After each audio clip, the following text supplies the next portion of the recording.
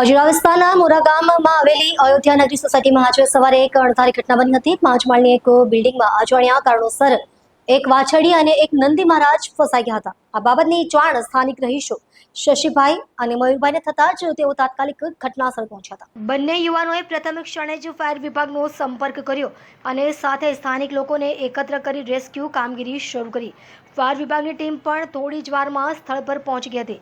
લગભગ 2 કલાકની કઠિન મહેનત, સાવચેતીપૂર્વકની કામગીરી અને યોજના બાદ બંનેને સુરક્ષિત રીતે બહાર કાઢવામાં આવ્યા। રેસ્ક્યુ ટીમે તેમને નીચે ઉતારીને સલામત સ્થળે મૂક્યા, જે બાદ બંને સ્વસ્થ હોવાનું જણાયું હતું।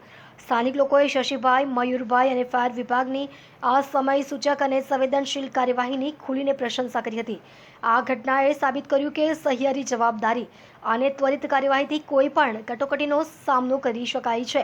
ફાયર વિભાગે લોકોને અપીલ કરી છે કે આવી પરિસ્થિતિમાં ગભરાશો નહીં અને તાત્કાલિક સત્તાવાળાઓને જાણ કરવી।